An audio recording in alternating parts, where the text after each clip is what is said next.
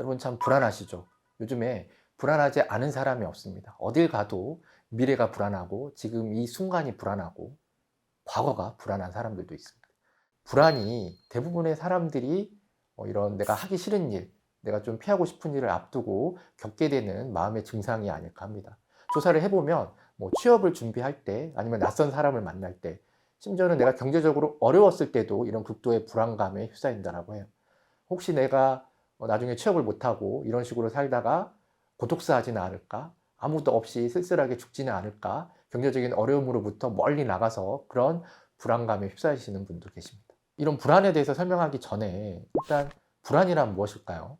어떤 특정한 상황이나 구체적인 이유 없이, 물론 이 A라는 분은 특정한 상황도 있었고 구체적인 이유도 있었죠. 하지만 이런 게 있어도 혹은 없어도 뭔가 막연하게 느껴지는 두렵고 무서운 정서적 상태를 불안이라고 생각하시면 됩니다. 이 불안감은 우리에게 긴장과 공포, 무력감, 우울감을 유발하고 집중력, 기억력, 판단력, 자신감 저하, 과도한 자기 억제를 하게 만듭니다.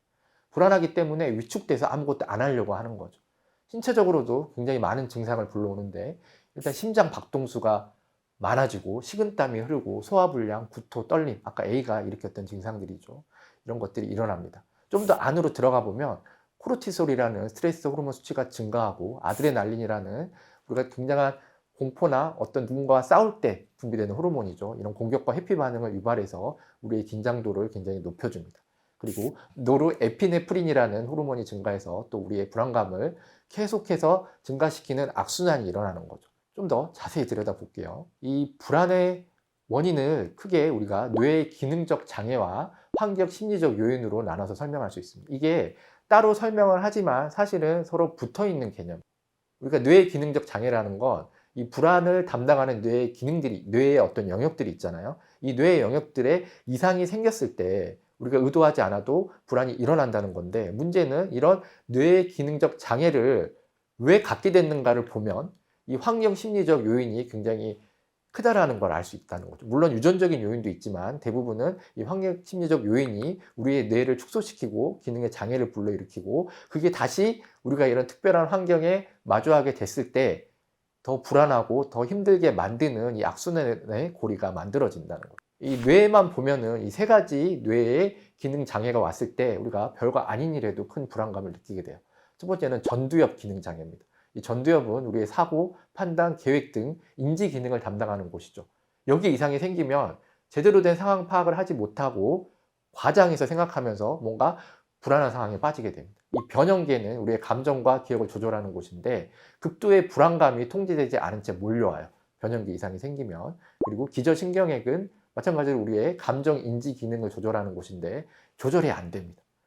물론 이런 부분들을 어떤 그런 물리적인 충돌, 물리적인 그런 어떤 사고를 통해서 이상이 생길 수도 있지만, 아까 얘기한 것처럼 이런 환경 심리적 요인이 자꾸 쌓이면서 우리가 잘 이렇게 움직여야 될 뇌의 기능들이 축소되고 되게 장애가 일어나는 경우가 많다라는 거죠. 주로 어떤 경우냐? 어린 시절에 내가 학대받거나 방치당했을 때, 그리고 그런 경험은 없지만 내가 점점 성장해 오면서 내 마음에 들지 않고 뭔가 불쾌한 경험, 실패한 경험들이 자꾸 누적됐을 때, 혹은 관계를 맺는데 그 관계에서 오는 스트레스를 잘 대처하지 못하거나 정말 의도하지 않게 나를 힘들게 하고 내가 뭔가 극복하지 못한 과제들을 던져주는 관계를 자꾸 만나게 됐을 때 우리의 그런 우리의 감정을 컨트롤하는 그런 기능들의 장애가 생기게 됩니다. 그리고 이 인지 왜곡은 이것도 마찬가지예요. 우리의 뇌 기능에 이상이 생겼을 때 이런 인지 왜곡이 가속화되고, 혹은 환경적인 요인, 심리적인 요인으로 우리가 인지 왜곡을 자꾸 하게 될 때, 예를 들어서 내가 뭐 어렸을 때부터 이분법적인 사고를 하게 배우면서 컸어요.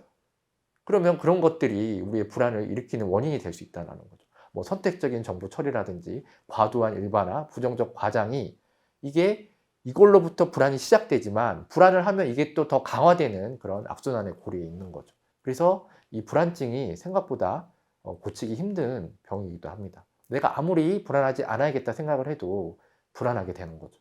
하지만 이 불안이 정말 다 나쁜 것이냐? 그건 아니에요. 불안에도 장점이 있습니다. 저는 장점이 있다고 생각해요. 왜냐하면 우리가 불안하기 때문에 자꾸 뭔가를 준비하고 대비하게 됩니다. 위험에 대한 대비를 하게 되는 거죠. 자신을 위협하는 외부 환경에 대한 생존 메커니즘이 작동하게 됩니다. 그리고 이런 대비 과정에서 우리가 초집중을 하게 돼요. 여기서 살아나야 되고 뭔가 이것을 극복해내야 된다라는 그런 메커니즘이 작동하기 때문에 굉장한 집중력을 가지고 일을 하게 됩니다.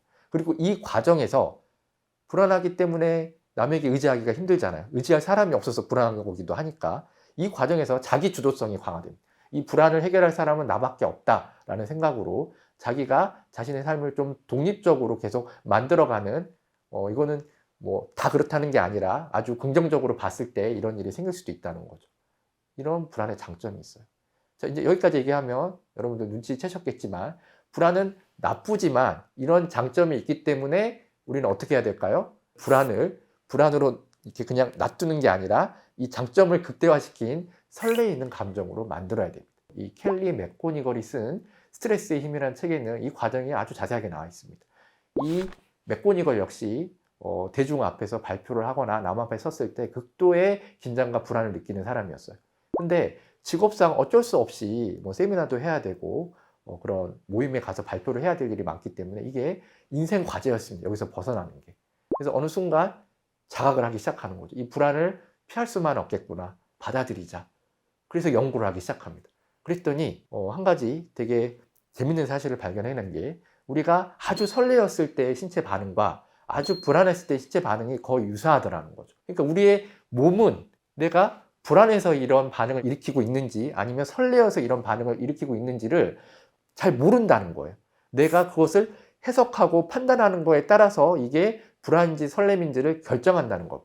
하고서 얘기하면 우리가 불안한 상황을 긍정적으로 해석하고 내가 이건 불안이 아니고 설렘이야 라고 나를 설득시킬 수 있다면 이 불안을 설렘으로 바꿀 수 있다는 거죠. 우리는 또 뭘 해야 되느냐? 명상을 해야 됩니다. 그래서 오늘 우리가 같이 해볼 명상은 자연 공감각 명상이라고 제가 이름 붙였습니다. 여러분 공감각이라고 아시죠? 이 자연 공감각 명상은 우리에게 편안한 휴식의 공간으로 느껴지는 자연의 풍경과 소리, 냄새, 촉감을 공감각적으로 상상하는 거예요. 첫 번째는 명상의 대상이 될 자연의 풍경을 선택합니다. 그리고 선택하고 나서 이 내 몸과 마음을 이완하죠. 평소보다 조금 더 천천히 깊게 호흡을 하는 것만으로도 우리의 몸과 마음이 이완이 됩니다. 이때 중요한 점은 들이마시는 호흡보다 내쉬는 호흡을 조금 더 길게 했을 때 훨씬 더 잘 이완이 돼요. 그리고 눈을 감고 내가 정해놓은 자연의 풍경이 있잖아요. 그 풍경을 내 안으로 시선을 돌려서 관찰하기 시작합니다. 꽃, 나무, 흙, 바람, 하늘, 계곡, 바다, 모래 같은 자연물을 천천히 오감으로 느끼며 하나하나 그것을 감각으로 내 감각에 집중하는 거죠. 그 느낌에 대한 감각에 집중하는. 그리고 그걸 느끼면서 호흡을 이완시키고 나에게 일어나는 자연이 주는 그 선물을 마음껏 즐기시면 됩니다. 그리고 마지막으로 이 공감각 명상이 끝나면 마음챙김 명상이나 호흡 명상을 통해서 이 반추의 기능을 좀 약화시키는 그런 명상으로 마무리를 해주시면 됩니다. 우리가 불안감을 느낄 때, 알 수 없는 불안감이 찾아올 때 명상을 통해서 어떻게 이 불안감을 해소하고 단순히 불안감을 해소하는 것뿐만이 아니라 이 불안을 설렘으로 만들 수 있는 긍정적인 생각을 하고 긍정적인 삶의 태도를 가질 수 있는지에 대해서 같이 공부하고 명상도 해봤습니다.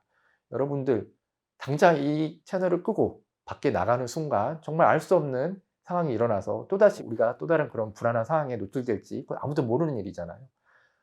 불안한 상황을 없애려고 하지 마시고 불안한 상황이 다가왔을 때 내가 이것을 되게 현명하게 지혜롭게 해석하고 받아들이고 좀 더 좋은 감정으로 승화시킬 수 있는 방법을 안다면 어떤 불안한 상황, 어떤 불안이 와도 두렵지 않을 것 같습니다.